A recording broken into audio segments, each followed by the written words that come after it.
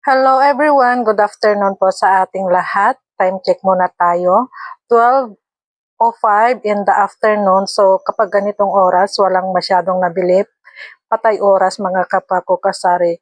So and for today's vlog, another day, another mini vlog na naman tayo ngayon mga kapako kasari. At ang gusto kong i-share naman sa inyo ay kung magkano ang bintahan ko at teknik ko sa paglalagay ng presyo dito sa aking mga panindang laruan or toys. So, itong gate namin, ayan, ginawa ko ng displayhan ng mga toys para kitang-kita ng mga bata kapag papasok sila dito sa tindahan mga kapako kasari. So, tuwing umaga, nagde-display ako, ayan, at tuwing closing time naman ng gabi, inaalis ko ito mga kapako kasari. Kaya kailangan talagang sipag at syaga kung gusto mong magtinda ng mga ganitong items mga kapako kasari tulad nitong mga laruan. So ngayon, isi-share ko sa inyo ang aking bintahan sa mga ganitong laruan mga kapako kasari.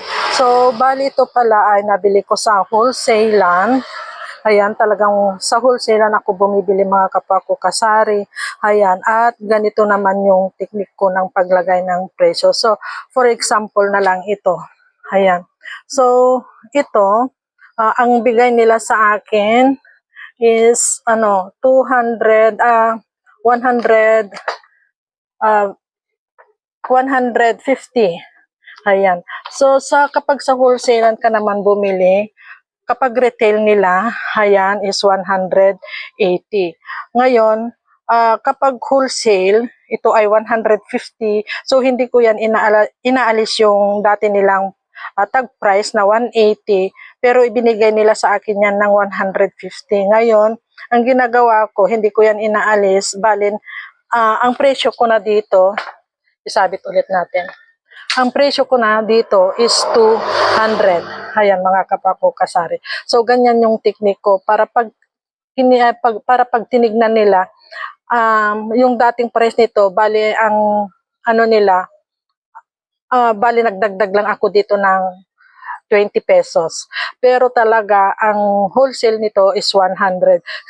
Ganon ako maglagay ng presyo mga kapako kasari. Kaya hindi ko inaalis yung retail price nila sa sa wholesalan. Ito ay 180 sa kanila. Ang bigay nila sa akin is 150 ngayon. Ibinibenta ko naman ito ng 200. So, bali, ito ay may 50 pesos na ako mga kapako kasari. So, ganun ako mag-price nitong mga paninda kong laruan. Kagaya nito, ang bentahan ko dito sa baril na to is 120. Ito ay 200. At itong ganitong mga car, ito ay 150. Ayan. At ito naman ay 230. So, ang kinukuha kong mga toys, mga kapako kasari, ay hindi yung madaling masira. Talagang ito ay quality naman, kaya medyo mahal. So, ito 150, 150. Tapos, itong walkie-talkie na to is 100. Ayan. Saan na ba? 170. At ito naman is 250. Ayan. Ito is 250. Ito is 220. Ito ay 150. Ito is 75. At ito is 270. Itong nasa baba, ayan, is 110. Ito ang medyo mahal price, 300. At ito is 250. Is 270. 170. Ito is 240. Ito is 130. 210. At saka 150.